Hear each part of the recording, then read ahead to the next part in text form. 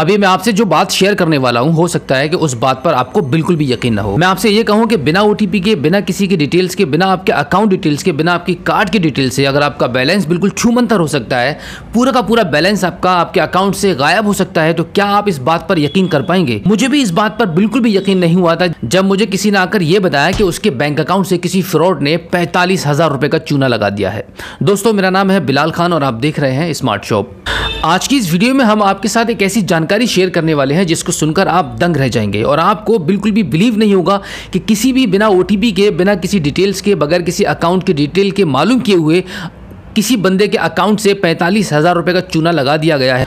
हम आपको इसके बारे में पिछली वीडियो में भी बता चुके हैं कि किसी फ्रॉड ने स्टेट बैंक ऑफ इंडिया के ग्राहक के अकाउंट से 45,000 रुपए का फ्रॉड किया है और एक इस तरीके से फ्रॉड किया है जिसको समझना काफी मुश्किल हो चुका है। एक लंबे टाइम से सभी बैंक्स के ग्राहकों के साथ फ्रॉड होते चले आए हैं। किसी न किसी तरीके से हर किसी के पास कॉल आ जाती है। कोई स्टेट बैंक से बात कर रहा होता है, कोई बैंक ऑफ बड़ौदा से बात कर रहा होता है, कोई किसी भी बैंक से अपने आप को बताता है या किसी भी सरकारी महकमे से अपने आप को यह बोल के बताता है कि मैं वहां से बात कर रहा हूं, आपके साथ ये होने वाला है, अगर आप ऐसा नहीं करेंगे तो ऐसा हो जाएगा। इस तरीके के सारे डर आपको दिखाए जाते हैं और वो सीधे साधे लोग जो जिनको कम जानकारी होती है, जिनको नॉलेज नहीं होती है, वो अपनी अकाउंट्स की डिटेल उनको शेयर कर देते हैं और उनके साथ फ्रॉड हो जाता है। लेकिन इस टाइप के फ्रॉड करने वाले लोगों से बचने के लिए गवर्नमेंट भी काफ़ी ऐड कर रही है, काफ़ी प्रचार कर रही है, काफ़ी बैंकें भी इस पर ऐड करने लगी हैं, जिसकी वजह से लोगों को भी काफ़ी जानकारी मिल चुकी है। लोग काफ़ी सतर्क हो चुके हैं। अगर कोई भी बैंक डिटेल पूछता है तो लोग अब नहीं बताते हैं। लेकिन यहाँ पर चोरों ने अपने आप को और अपग्रेड कर दिया है और आगे बढ़ा दिया है और अपडेटेड कर दिया है कि अब आपसे ना तो कोई ओटीपी मांगेगा, ना तो आपके कार्ड्स की कोई डिटेल मांगेगा और ना ही अकाउंट्स का कोई आपसे पासवर्ड या कोई यूपीआई नंबर आपसे मांगा जाएगा। सिर्फ आपका मोबाइल नंबर ही काफ़ी है आपको बर्बाद करने के लिए।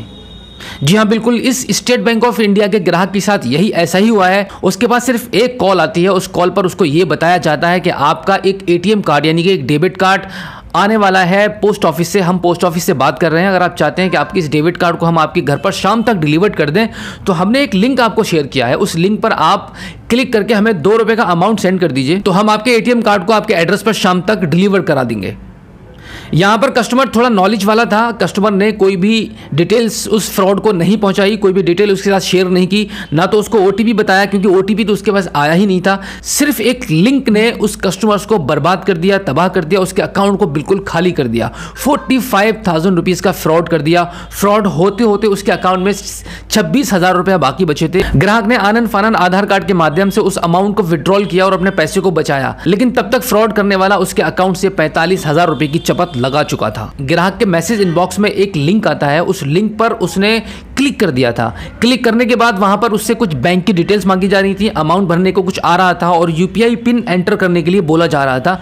ये सारी चीजें देखने के बाद ग्राहक के कुछ समझ में आया कि हो सकता है कि मैं गलत डायरेक्शन में जा रहा हूं, ये मुझे नहीं करना चाहिए। वहां पर ग्राहक ने अपने स्मार्टफोन से उस लिंक को खत्म कर दिया, उस पेज को काट दिया और उसके बाद उसने अपने फोन को अपने पास रख लिया। लेकिन उसके आधे एक घंटे के बाद उसको मैसेजेस प्राप्त होते हैं और वो होते हैं कि 5,000 रुपये डेबिट हो गए, 4,999 रुपये उसके अकाउंट से कट गए, 4,998 रुपये उसके अकाउंट से कट चुके हैं। इस प्रकार से 9 मैसेज उसको प्राप्त होते हैं और पता चलता है कि किसी फ्रॉड ने उसके अकाउंट से सिर्फ मात्र एक लिंक भेजकर उसके फ़ोन को हैक कर लिया, उसके फ़ोन का क्लोन बना लिया और यूपीआई के माध्यम से अपने सिस्टम पर या अपने फ़ोन पर यूपीआई को ऑपरेट कर 9 ट्रांजैक्शन 5,000 रुपये के कर दिए, किसी बंदे के अकाउंट में भेज दिए और उसके अकाउंट से 45,000 रुपये का चूना लगा दिया।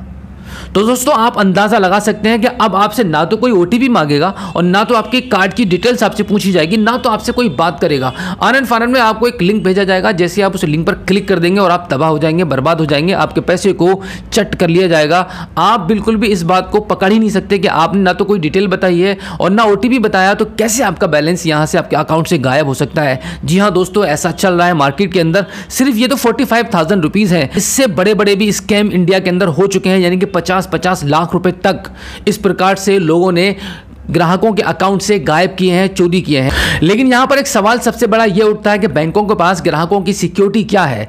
ग्राहक का पैसा उसके अकाउंट में अगर सेव है तो हर आदमी अपने अकाउंट में जो पैसा रखता है वो सुरक्षा के लिए रखता है, क्योंकि घर पर रख नहीं सकते, जेब में रख नहीं सकते, शॉप पर रख नहीं सकते, कहीं पर भी अपने पैसे को नहीं रख सकते, क्योंकि हर जगह खतरा ही खतरा है। सिर्फ एक बैंक अकाउंट मात्र एक ऐसा स्थान है जहां पे कस्टमर अपना पैसे को रखेगा और सेफ समझेगा। लेकिन अब ऐसा बिल्कुल भी नहीं है। अगर आपके पास पैसा रहेगा तो हो सकता है कि वो कुछ दिनों के लिए सेव हो। अगर आपके बैंक अकाउंट में पैसा आपका रखा हुआ है तो आप उसको बिल्कुल भी सेफ नहीं मान सकते, क्योंकि जिस दिन आपका बैंक अकाउंट खाली होगा तो ना तो बैंक आपकी हेल्प करेगा और ना ही प्रशासन आपकी हेल्प करेगा और ना ही साइबर क्राइम वाले आपकी कोई हेल्प कर सकते हैं, क्योंकि हमने ये सब करके देख लिया है। साइबर क्राइम वालों को हमने कई बार कांटेक्ट करने की कोशिश की, उन्होंने जो नंबर दिया होता है 1930, एक और नंबर कोई न्यूज़पेपर में फ्लैश हुआ है, बहुत ज़्यादा वायरल हुई है वो पोस्ट जो आप स्क्रीन पर देख सकते हैं। इस नंबर पर भी हमने कई बार कांटेक्ट करने की कोशिश की है। ये दोनों नंबर सर्विस में नहीं है। तो क्यों लोगों को इस तरीके से बेवकूफ़ बनाया जाता है कि अगर आपके साथ कोई फ्रॉड हो जाता है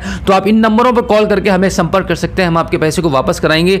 ये सब चुतियापा बंद कीजिए, क्योंकि मैं आप लोगों से ये जानना चाहूंगा कि अगर ग्राहक का पैसा बैंक में भी सेफ नहीं है तो कहां पर अपने पैसे की सुरक्षा को महसूस करेगा। जब ग्राहक बैंक के पास अपनी कंप्लेंट को लेकर गया तो बैंक ने आसानी से कह दिया कि हमारे यहां से इसका कोई समाधान नहीं है, आप अपने कस्टमर केयर से बात कीजिए। कस्टमर केयर से बात करने का कोई टाइम है ये?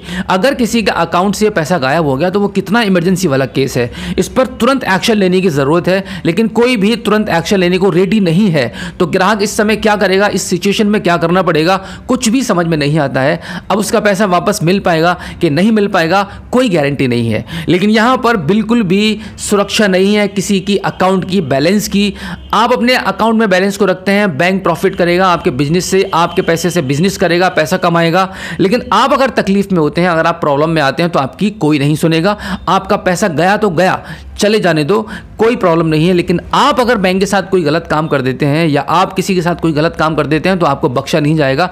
यानी कि जितने भी दुख, तकलीफ और परेशानियां अगर उठानी होंगी तो वो ग्राहक को उठानी होंगी, बैंक इसमें कोई भी सहायता नहीं कर पाएगा। स्टेट बैंक ऑफ इंडिया के ग्राहक के साथ में ये जो फ्रॉड हुआ था वो 13 जनवरी 2023 को हुआ था, यानी कि 3 दिन पहले हुआ था। आज 16 जनवरी है और अब तक कोई भी समाधान उस ग्राहक को नहीं मिला है। तो यहां पर एक बात मैं आपको शेयर कर दूं कि अगर आप फोन पे, गूगल पे या कोई भी यूपीआई एप्लीकेशन आप चलाते हैं तो आपके बैंक अकाउंट को सेफ रखने के लिए जो नंबर आपके बैंक में रजिस्टर्ड है उस नंबर को आप बिल्कुल भी पब्लिक में मत बांटिएगा। कहीं पर भी फेसबुक या किसी भी यूट्यूब या किसी भी सोशल मीडिया पर बिल्कुल मत लगाइए, क्योंकि आपके नंबर पर कभी भी चपत लगाई जा सकती है। और आप अपने उस नंबर को जो बैंक में रजिस्टर्ड है, आधार कार्ड में रजिस्टर्ड है, पैन कार्ड में रजिस्टर्ड है, आप उनको अलग सेपरेट रखिएगा, पर्सनल बनाकर रखिएगा। आप कहीं पर भी रिलेटिव रिलेशन में बिल्कुल भी मत बांटिए।